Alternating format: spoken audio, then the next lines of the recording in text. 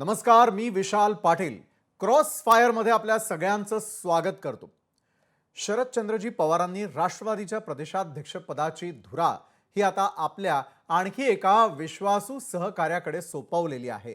जयंत पाटलांच्या जागी आता शशिकांत शिंदेंची वर्णी लागलेली आहे. मात्र शरदचंद्रजी पवारांची ही निवड पक्षातील अंतर्गत समीकरणांना आणि आगामी स्थानिक स्वराज्य संस्थांच्या निवडणुकांना कोणती नवी दिशा देणार आहे बरं का? शशिकांत शिंदेंच्या नावावर एकमत कसं झालं आणि पवारांच्या पक्षाच्या सत्ता संघर्षामध्ये नवा चेहरा किती स्फोटक ठरू शकतो, याच सर्व प्रश्नांची उत्तरं जाणून घेण्यासाठी आजच्या क्रॉस फायरमध्ये आपल्या सोबत आपण आमंत्रित केलेलं आहे ते म्हणजे शरदचंद्रजी पवारांच्या राष्ट्रवादीचे नवनिर्वाचित प्रदेशाध्यक्ष शशिकांत शिंदे यांना. शशिकांत शिंदेजी, क्रॉस फायरमध्ये आपलं स्वागत. खरं तर आजचा दिवस अतिशय निर्णायक आणि महत्त्वपूर्ण आहे तुमच्या आयुष्यात देखील आणि त्याचबरोबर शरदचंद्रजी पवारांच्या राष्ट्रवादीसाठी देखील. एक नवा दिवस, नवी जबाबदारी घेऊन आलेला आहे. मात्र येत्या काळामध्ये पुन्हा एकदा पक्षाला उभारणी देण्याची मोठी जबाबदारी ही शरदचंद्रजी पवारांसारख्या एका ज्येष्ठ नेत्याला आपल्या खांद्यावरती दिलेली आहे. खरं तर सुरुवातीलाच अभिनंदन आणि खूप खूप शुभेच्छा. कसं पाहताय तुमच्या पुढच्या कार्यकाळाला? लोकशाहीने माझा शुभेच्छा दिल्याबद्दल आभार व्यक्त करतो. धन्यवाद. येणाऱ्या काळामध्ये आपल्या लोकशाहीच्या माध्यमातून चांगलं काम केल्यानंतर निश्चितपणाने प्रसिद्धी मिळेल आणि विरोधी पक्ष नेता आणि या ठिकाणी अध्यक्ष म्हणून चांगल्या कामाच्या संदर्भातून आपल्याकडून पोचपावती मिळेल अशी अपेक्षा व्यक्त करतो. खरं म्हटलं तर मी माझं भाग्य समजतो की आज एक देशाच्या आणि महाराष्ट्राच्या उत्तुंग नेतृत्वाच्या असलेल्या आदरणीय पवार साहेबांच्या पक्षाचं मला अध्यक्षपदाची संधी पक्षाच्या नेत्यांनी दिली. त्यामध्ये पवार साहेब असतील, सुप्रियाताई असतील, जयंत पाटील असतील, हे सगळे दिग्गज नेते राष्ट्रवादीचे त्यांनी मला संधी दिल्याबद्दल पहिल्या प्रथम मी माझं भाग्य समजतो. आणि मगाशी सांगितल्याप्रमाणे का असं एखाद्या विषयाच्या संदर्भामध्ये तुम्हाला कुठेही संधी मिळाली की त्या संधीत सोनं केलं पाहिजे. फर्स्ट इम्प्रेशन लास्ट इम्प्रेशन या पद्धतीने तुम्ही काम केलं तर लोकांच्या मनामध्ये तुम्ही नुसतं एक स्थान निर्माण करू शकता. मला वाटतं की ही निवड जी आहे ती माझी परीक्षा आहे. आपण मगाशी सांगितल्याप्रमाणे येणाऱ्या आव्हानं विरोधी पक्ष म्हणून कशा पद्धतीने पेलायची आणि आता संघर्षाच्या काळात मी कसं यशस्वी होणार हे येणाऱ्या काळामध्ये माझं काम आणि निश्चितपणाने लोकांचं जनमत, पाठिंबा यावर सगळं अवलंबून असेल. बरोबर आहे शशिकांतजी. खरं तर जनमत आहे म्हणूनच एवढी मोठी जबाबदारी आज तुमच्या खांद्यावरती देण्यात आलेली आहे. बरं, मला पुढचा प्रश्न असा करायचा आहे की जयंतराव पाटलांचा दीर्घकाळ होता. त्या दीर्घकाळानंतर प्रदेशाध्यक्षपदाची सूत्र खरं तर स्वीकारताना पक्षाचं नेतृत्व तुम्ही कशा प्रकारे करण्याचा मानस ठेवलेला आहे? खरं तर काय की एखादी मोठी जबाबदारी आली आणि त्यातही शरदचंद्रजी पवारांच्या राष्ट्रवादीची ती जबाबदारी असेल तर आपला स्वतःचा एक ॲक्शन प्लॅन पक्ष विस्तारासाठी, पक्षाच्या भवितव्यासाठी करणं गरजेचं असतं. हा तुमचा ॲक्शन प्लॅन नेमका काय आहे? अनुभव जो आत्तापर्यंत राजकारणाचा तुमच्या पाठीशी आहे त्यानुसार तुम्ही त्याचा कितपत फायदा पक्षासाठी आणि पक्ष विस्तारासाठी करणार आहात? एक तर जयंत पाटील साहेबांनी 7-8 वर्ष ज्या पद्धतीने म्हणजे पक्ष फुटला आणि पक्षाची संघर्षाचा काळ होता, बरोबर. एक कल्पकतेने आणि अनुभवातून त्यांनी फार सुंदरपणाने तो पक्ष चालवला आणि यश पण मिळवून दिलं. साहजिक आहे. आज त्यांच्या पश्चात आता त्यांनी दिलेल्या जबाबदारीतून हे आता आव्हान मला स्वीकारायचं आहे. निश्चितपणाने मला वाटतं प्लान काय असेल तुम्ही विचारलं, हो. मी तुम्हाला खरं सांगू, काम करणं हा माझा प्लान असतो. आणि हा काम करण्याची भूमिका घेत असताना मला वाटतं की सामान्य जनतेमध्ये मी नेहमी सांगतो की काही लोकांचा आदर्श असतो. माझा आदर्श पवार साहेब आहे, माझा आदर्श आर पाटील आहे. अनेक या महाराष्ट्रातले नेतृत्व असे होते की त्यांनी लोकांच्या मनामध्ये एक वेगळ्या प्रकारचं आपल्या आपुलकीच्या माध्यमातून स्थान निर्माण केलं. अशा लोकांचा आदर्श डोळ्यासमोर ठेवून आपण जर सामान्य लोकांचं नेतृत्व म्हणून पुढे येण्याचा प्रयत्न करणं आणि पक्षाला त्याचा फायदा मिळवून देण्याचा प्रयत्न करणं हे माझी कसोटी असेल. आता हे करत असताना अडचणी बऱ्याच असतात, संकट बरीच असतात, संघर्ष असतो. सध्याचं राजकारण तुम्हाला माहिती आहे, विरोध केला किंवा काय केलं की लगेच त्याच्यावर वेगवेगळ्या प्रकारचं दडपण येतं. आता तुम्ही बघितलं असेल तर पूर्वी राजकीय परिस्थितीमध्ये विरोधक असो किंवा सत्तेमधली मंडळी असो, हो. लोकांच्या प्रश्नाच्या संदर्भामध्ये आवाज उठवायचे. हल्ली राजकारणाची मी नेहमी सांगतो पद्धत बदललेली आहे. हं, हं, आता हं. राजकारण सत्तेचा उपयोग करून यामध्ये विरोधक असो किंवा त्यांच्या विरोधात बोलणारे असो, हं, हं, त्याला हं. दाबण्याचा प्रयत्न होतो. बरं. यातून तुम्ही कसं काम करणार हे खरी कसोटी असेल. मला वाटतं की ज्यावेळेला तुमचं एक काम करण्याच्या माध्यमातून तुमचं अँगल म्हणजे आता मी समजा पक्षाची धुरा माझ्यावर दिलेली आहे. हो, हो. मी माझ्या सर्व लोकांना, नेतृत्वांना विश्वासात घेऊन हं, पहिली हं. संघटना मजबूत करण्याचा प्रयत्न करणार आहे. मी संघटनेच्या चळवळीतला कार्यकर्ता आहे. हं, हं, हं. माथाडी चळवळीतून काम करत असताना चळवळ कशी करायची, काय करायची, संघटना कशी बांधायची म्हणून पवार साहेबांनी हा विषय घेत असताना, माझ्या नेत्यांनी विषय घेत असताना एक तर 2 मुद्दे असतील. संघटना बांधणीचा अनुभव, 25-30 वर्ष राजकारणामध्ये लोकप्रतिनिधी म्हणून काम केलेला आहे त्याचा हं, हं, अनुभव हं. आणि आक्रमकतेने हं, या हं. असलेल्या प्रश्नाच्या संदर्भामध्ये एक आक्रमकतेने आवाज उठवणारा कार्यकर्ता या 2-3 गोष्टीचा विषय घेऊन मला ही संधी दिलेली आहे असं मला वाटतं. बरोबर आहे. खरं तर आज ज्यावेळेला सगळेजण हा सोहळा पाहत होते आणि ज्यावेळेला प्रदेशाध्यक्षपदाची जबाबदारी तुमच्यावरती सोपवण्यात आली, त्यावेळची एक घटना मला खरं तर आपल्या प्रेक्षकांना सांगावीशी वाटते. काय घडलं होतं की शरद पवारांनी तुम्हाला निवडताना विशेषतः माथाडी कामगाराचा मुलगा आणि कष्टाळू कार्यकर्ता हे 2 गुण ठळकपणे त्या ठिकाणी अधोरेखित केले आणि या पार्श्वभूमीचा नेतृत्व शैलीवरती नेमका काय प्रभाव पडणार आहे बरं का तुमच्या? एक आहे पवार साहेबांनी ज्यावेळेला माझ्याबद्दलचा उद्गार केला, जयंत हं, पाटील साहेबांच्या बद्दल केला, माझ्याबद्दल पण उद्गार केले. हं, तुम्ही म्हणाले ही वस्तुस्थिती आहे, हं. की त्यांनी माथाडी कामगाराचा एक कार्यकर्ता आणि त्यांनी हा उल्लेख केला, की कष्ट करणारा आहे. हं. ही खरी माझी परीक्षा असेल. म्हणजे साहेबांनी हे गुण ओळखून माझी परीक्षा आता तू परीक्षेला बस आणि एक योगायोग आहे मी सांगतो तुम्हाला हां, बघा. हां, हां. आज 3 पक्षाचे अध्यक्ष बदलले गेलेले आहेत. हं, म्हणजे भाजपचं पण बदललेलं आहे, ते सत्तेत आहेत. विरोधी पक्ष म्हणून आता काँग्रेसचे अध्यक्ष बदललेले आहेत. हं, माझ्याकडे आता पक्षाची जबाबदारी आहे. आता ही परीक्षेमध्ये विरोधी पक्षातला एक पेस असतो आणि लोकांमध्ये कोण अशा पद्धतीने काम करतो हे एक चॅलेंजिंग आहे. आणि साहेबांनी जे माझ्या विश्वास टाकलेला आहे, की काय रिझल्ट येणार? मला वाटतं की पहिल्या प्रथम संघटना मजबूत करणे, हं, हं, हं. संघटनेमध्ये विश्वासार्हता लोकांमध्ये, कार्यकर्त्यामध्ये निर्माण करणे. कारण आता काय झालंय, कार्यकर्त्यामध्ये अस्थिरता निर्माण होण्याचा प्रयत्न झालाय. रोज वेगवेगळ्या प्रकारच्या बातम्या. हो. यामुळे एक अस्थिरता होते ती दूर करून एक विश्वास निर्माण करण्याचा प्रयत्न करणं, की येस आपण ठामपणाने उभं राहायचंय. माझा एवढा नेता ठामपणाने उभा राहत असेल, तर आपण सगळ्यांनी ठामपणाने उभं राहिलं पाहिजे. अशा प्रकारची भूमिका घेऊन करावं लागेल. आणि मला वाटतं एकदा तुम्ही जर या कार्यकर्त्यांना आणि तुम्ही लक्षात घ्या, हं, हं. दुसरा एक प्रश्न सातत्याने होता, तर पक्षात कोण आहे?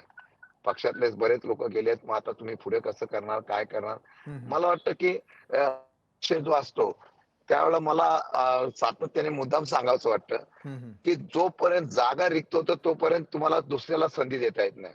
आज बरोबर. नवीन कार्यकर्त्यांना मी आव्हान मगाशी असंच केलं होतं, की नवीन कार्यकर्ते जे आहेत, ज्यांना समाजसेवेचं, राजकारणाची आवड आहे आणि प्रामाणिकपणाने काम करायचंय, हं, हं, हं. अशा लोकांना जुन्याचा मेळ घेऊन आपण एक चांगल्या प्रकारचं आपल्याकडं जनता आणि आपल्याकडं कार्यकर्ते कशा पद्धतीने आकृष्ट होईल, हं. अशा प्रकारचं काम करण्याचा निश्चित आम्हाला प्रयत्न करावा लागतील. बरोबर आहे शशिकांतजी, जसं तुम्ही मगाशी उल्लेख केला की ज्या पत्रकार परिषदेमध्ये तुम्ही कार्यकर्त्यांनाही आवाहन केलेलं होतं, पक्षासाठीचा असलेला एक अजेंडा देखील सांगण्याचा प्रयत्न केला.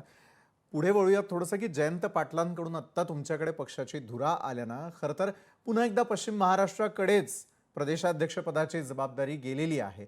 खरं तर पक्ष किंवा कुठल्याही प्रकारचा राजकीय पक्ष हा प्रादेशिक समतोल साधण्याकडे लक्ष देत असतो. मात्र काय आहे की पक्षाच्या इतर भागातले जे नेते आहेत किंवा कार्यकर्ते आहेत त्यांच्यामध्ये कुठेतरी अस्वस्थता आणखी वाढेल अशी शक्यता आपल्याला वाटते का या निर्णयानंतर? मी तुम्हाला खरं सांगू का? हां, हां. पवार साहेबांचं आतापर्यंत तुम्ही राजकारण, समाजकारण बघितलं तर त्यांनी सामान्य कार्यकर्त्याला तो कुठल्या भागातला, कुठल्या विचाराचा आहे, कुठल्या प्रांतातला आहे तो बघितला नाही, कुठल्या जातीचा बघितला नाही. हां, हां. पण त्याच्यामध्ये खरं पोटेन्शियलता असेल, हं, हं. तर ती पोटेन्शियलता ग्राह्य धरून आपण त्याप्रमाणे पवार साहेबांनी काम करण्याचा प्रयत्न केलेला आहे हं, नेहमी. हं, हं. आणि मला वाटतं की तो पवार साहेबांचा प्रयत्न बघताना मी प्रांतिकचा कधी वाद घेत नाही. बरं. पश्चिम महाराष्ट्राचा आहे म्हणून नाही.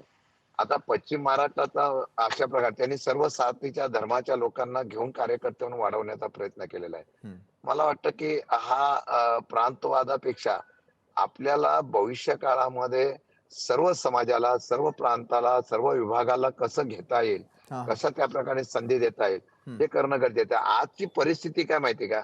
आज समतोलपणा साधायचा तर आहेच. हां. आज खरं जे आव्हान आहे ना, प्रखर विरोधक म्हणून आपल्याला उभं करण्याचं आव्हान खरं पेलायचं आहे. हं, हं, हं, हं. आणि ते आज जर परिणामाचा विचार करून न पेललं आपण सगळ्यांनी, हं. तर मला वाटतं एक चांगलं आव्हान होईल. आणि मला खात्री आहे, की मी तोच समतोलपणा आदरणीय सर्व नेत्यांच्या विश्वासात येऊन तो समतोलपणा अनेक पक्षामध्ये अनेक पदं आहेत, तो हं. साधण्याचा प्रयत्न निश्चितपणाने करेन मी. बरं शशिकांतजी, एकीकडे तुम्ही पवारांचे अत्यंत विश्वासू मानले जाता, तर दुसरीकडे फक्त जवळच्यांनाच संधी मिळते अशी देखील टीका सहन करावी लागते. अशी टीका करणाऱ्यांना तुमचं प्रत्युत्तर नेमकं काय? तुम्हाला मी सांगू का, हं. की जवळच्यांना संधी देते असं काही नाही. मी आता बरं. कोण होतो? माझा राजकीय जन्म काहीच नव्हता. हं. एका कामगाराचा मुलगा, एक कार्यकर्ता माथाडीतला, त्याला पवार साहेबांनी बनवलं ना, हं. संधी दिली. मी आमदार झालो, मंत्री झालो आणि पक्षाने मला तेवढी ताकद दिली. हं. आज पक्षाचा अध्यक्ष म्हणून मला ही जबाबदारी दिली. हं. मला कुठे राजकीय वलय होतं, कुठं माझ्या मागे राजकीयाचा कुठला आशीर्वाद होता. हं. आशीर्वाद एकच होता आणि मग त्यामुळे कुठं त्यांनी घराणेशाही केली. हां, हां. बरं घराणेशाही नाही झाली आहे असं आपण एका बाजूला म्हणताय. बरं प्रदेशाध्यक्षपदी एकमतानं निवड झालेली असली तरी देखील पक्षामध्ये अंतर्गत गटबाजी असते, अस्वस्थता पसरलेली असते. अशा अनेक चर्चा देखील आम्हाला ऐकायला मिळतात. हा एकमताचा मुखवटा आहे की खरोखरच संघटनेमध्ये एकजूट देखील आहे? मी 100% सांगतो. हं. सर्वांनी एकमताने कोर कमिटीच्या प्रमुख लोकांनी बसून साहेबांच्या समोर चर्चा करून माझ्या नावाची एकमेकांना निवड केलेली आहे. हां, हां. त्यामध्ये ती निवड जयंत पाटील साहेबांनी पहिल्या प्रथम त्या ठिकाणी जाहीर केली बरं. आणि सुप्रियाताई असेल सगळे पक्षाचे सगळ्या प्रमुखांनी सांगितलं की आता शशिकांत शिंदेना ही जबाबदारी आहे. ती एकमतानेच झाली. हं, हं. अजून पुढे जाऊन सांगतो, की हे सगळं घडामोडी झाल्यानंतर माझ्या कामाची पद्धत तुम्हाला मी सांगतो. हां. मी कुठल्याही प्रकारचा गट, स्वतःचं महत्त्व आमच्या पक्षात चालत नाही. जयंत हं. पाटील साहेबांनी सुद्धा काम करताना तशा पद्धतीने केलेलं आहे. बरं, आमचं एकच पक्षाचं नेतृत्व आहे, जे पवार साहेब आहेत त्यांच्यामधून काम करतात आणि माझ्या कामाची पद्धत मी कुठलं गट-बीट न करता स्ट्रेट काम करणारा माणूस आहे. बरं. आणि मला वाटतं, की सर्वांना कुठेही दुखवणार नाही. कुठल्याही प्रकारचं त्यांना वाटणार नाही, की यांना आपल्याला डावलून हा काम करतोय. आणि मला पदाच्या पेक्षा, अधिकारापेक्षा मला महत्त्वाचं जे आहे, मला संघटना महत्त्वाची आहे. बरं. त्यामुळे मी खात्री देतो, की अशा प्रकारची कुठेही आमच्याकडे गटबाजी नाही. भविष्यात सुद्धा होणार नाही. याची काळजी 100% मी घेईन. बरोबर आहे. प्रदेशाध्यक्ष म्हटल्यानंतर एक मोठी जबाबदारी खरं तर तुमच्या खांद्यावर आहे. मात्र सगळ्यात मोठं आव्हान तुमच्या समोरचं, जे एक पत्रकार म्हणून आम्ही पाहतोय, राज्यातली जनता देखील पाहते, ते म्हणजे आगामी स्थानिक स्वराज्य संस्थांच्या निवडणुका. बरं, आगामी स्थानिक स्वराज्य संस्थांच्या निवडणुकांमध्ये पिछाडीवरती असलेल्या विभागामध्ये पक्ष वाढवण्यासाठी तुमची स्वतःची काय स्ट्रॅटेजी आहे? काय नियोजन तुम्ही घेऊन चाललेला आहात? आता पहिल्या प्रथम मला पहिलं पक्ष संघटना मजबूत करावं लागेल. हां. मी महिनाभरामध्ये राज्याच्या कानाकोपऱ्यामध्ये आम्ही फिरणार आहोत. हं. त्याचबरोबर पक्षाची संघटनेची बैठका घेऊन पदाधिकाऱ्यांची मनोगत सगळं म्हणणं ऐकून घेणार आहोत. हां. ही पहिली स्टेप झाली. मी बरं. तुम्हाला खरं सांगू का? निवडणुकीच्या प्रक्रियेची ही प्रक्रिया होत असताना तुम्हाला 1-2 महिन्याच्या कालावधीमध्ये तुम्ही कशा पद्धतीने आपल्या पक्षाचं एक इम्प्रेशन उभं करताय, हे चॅलेंज असणार आहे. सेकंड थिंग निवडणुका प्रत्येक वेळेला जिंकल्या पाहिजे अशा प्रकारची भूमिका घेऊन जर आपण लढाई करायची का करायची नाही ह्या दुविधा मनस्थितीमध्ये राहिलो तर अडचण निर्माण आहे. माझा असं एक शंका आहे. मला खोटं असेल माझी शंका. पण विधानसभा आणि लोकसभा निवडणुकीच्या वेळेला यामध्ये कुठल्याही परिस्थितीमध्ये या असलेल्या सर्व ह्याच्यामध्ये ह्यांनी स्थानिक स्वराज्याच्या निवडणुका पुढे ढकलल्या. याचं कारण असं असेल मला वाटतं, की तिथं पार्टी बांधली जाते. हं. उमेदवार उभा राहतो तो कुठल्यातरी पक्षाला मग तो गटाला जॉइंट होतो. म्हणून यांनी निवडणुका घेतल्या नसेल असा माझा शंका आहे. कधी चुकीची पण असेल. हं. माझ्या माहितीप्रमाणे जेवढ्या निवडणुका लागतील पक्षाच्या नेत्यांनी मला सूचना केलेल्याच आहेत आम्हाला सगळ्यांना. त्याप्रमाणे सगळीकडं आपण पहिली पक्ष बांधणी करून आपले कार्यकर्ते किंवा आपली लोक उभी राहू शकतात का? हां. याचा अभ्यास करून तशा प्रकारचा निर्णय घेणं हे काळाची गरज आहे. तिथूनच पार्टी बांधली जाते असं माझं मत आहे. बरोबर आहे. पक्ष बांधणी कुठे होते, पक्ष कशा प्रकारे जोडण्याचा प्रयत्न होतो, हे आपण बोलताना स्पष्टपणे सांगताय क्रॉस फायरमध्ये. बरं शशिकांतजी, जयंत पाटील यांच्या कवितेतील भावूक निरोप आणि मागील 7 वर्षांचं त्यांचं काम पाहता त्यांच्या कार्यशैलीतून तुम्ही कोणते धडे घेणार आहात? कोणते बदल तुम्ही पक्षासाठी करू इच्छित आहात? मी तुम्हाला एक त्यांनी ज्या पद्धतीने निवडणुकीची स्ट्रॅटेजी लढवली होती, म्हणजे हं. अपडेट ते घ्यायचे ते. हो. प्रत्येक उमेदवाराचा, प्रत्येक घटनेचा ते अपडेट घ्यायचे आणि त्याप्रमाणे त्या पद्धतीने ते नियोजन करायचं. हे बरं. एक त्यांचं गमक आहे. त्यांनी आता विधानसभेच्या, लोकसभेच्या निवडणुकीला हं. बारकाईने आपला उमेदवार किती मताने पुढे आहे, किती मागे आहे, काय नाही, पूर्ण सर्व्हे करून हां. हा त्यांचा एक बारीक अभ्यास असा होता आणि त्याचा परिणाम मग हं. त्या उमेदवाराला पहिलंच अलर्ट केलं जातं, की बाबा तू हे काळजी घे. हां. हा एक विषय महत्वाचा त्यांचा एक आहे. दुसरं, संघटना बांधत असताना हं. त्यांनी बूथ कमिटीला फार महत्व दिलं होतं. बरं. बूथ कमिटीच्या माध्यमातून पुढे कसं काय गेलं पाहिजे, याचा सुद्धा त्यांनी हे प्रयत्न केला होता. कारण पॅरलल बूथ कमिटी आणि संघटना हं. याला महत्व देऊन 2 पॅरलल चळवळीमधला हा भाग चालू ठेवला होता.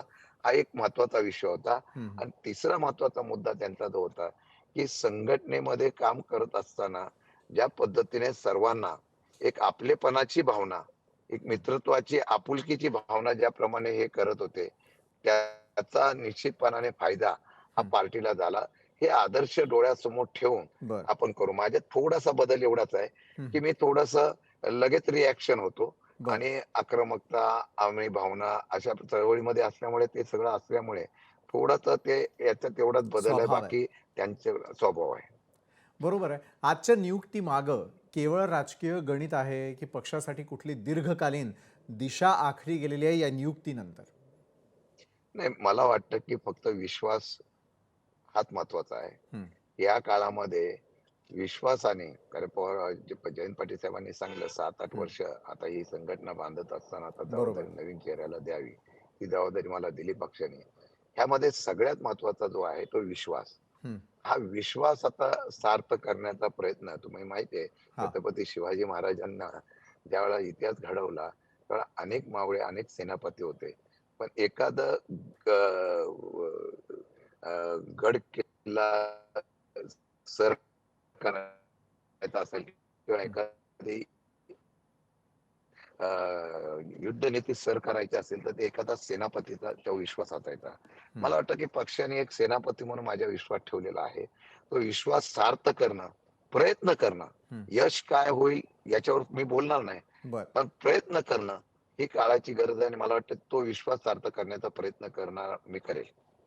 बरं शशिकांतजी, काय होतंय, की अनेक ज्येष्ठ नेत्यांना डावलून तुलनेनं तरुण नेतृत्वावरती भर का दिला जातोय बरं?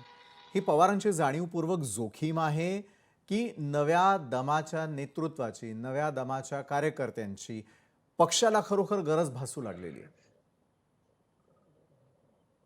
नाही, पक्षाला गरज भासते. आता आमच्याकडे नेतृत्व बघा, बाकीच्या पक्षांकडे काय मला माहित नाही. बरं. आमच्या पक्षाकडे अनुभवी नेतृत्व आहे, जे हं. पवार साहेबांच्या माध्यमातून आहे. हं. हा चेहराच महाराष्ट्राला फार ओळखीचा आहे. बरं. त्याच्यावरच आमच्या पक्षाच्या माध्यमातून वाटचाल होत असते. परंतु परंतु तरी सुद्धा आता नवीन लोक, नवीन, जुने असं काही नाही. मला पण 25-30 वर्षाच्या राजकारणात झाले. 25-30 वर्षाच्या राजकारणामध्ये 4-5 वेळा आमदार, मंत्री, वेगवेगळे पद, जिल्ह्याचा अध्यक्षापासून वेगवेगळी पदं घेतली ना. पण त्यामध्ये नवीन जमा असं काही नाही. आता या परिस्थितीमध्ये पक्षाच्या सर्वांना वाटलं असेल, की या परिस्थितीमध्ये आता कोण हे करण्याच्या संदर्भामध्ये योग्य होऊ शकतं. 1-2 नाव होते, त्यामध्ये मला संधी देण्याचा विषय सर्वानुमते एकमताने झाला, असं मला वाटतं.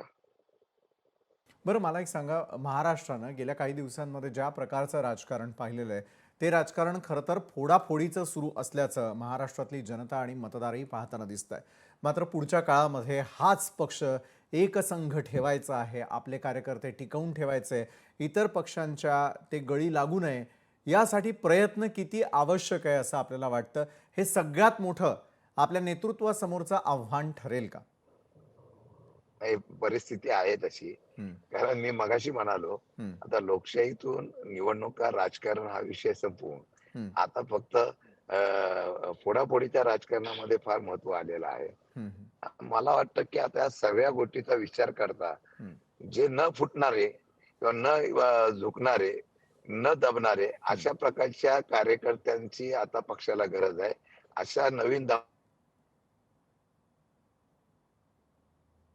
दमाच्या किंवा नवीन जुन्यांच्या दमाच्या जे प्रामाणिक राहिलेले आहेत, हं. या लोकांना घेऊन या संदर्भामध्ये निर्णय घ्यावा लागणार आहे. बरोबर आहे. सध्याचं सरकार, त्यांचं सुरू असलेला कार्यकाळ आणि त्यांचं सुरू असलेलं राजकारण यावरती आपलं परखड मत काय आहे? मी खरं सांगतो तुम्हाला, की आता आम्ही अधिवेशनामध्ये सुद्धा बघतो. सरकार बनवलं कसं गेलं सगळ्यांना माहिती आहे.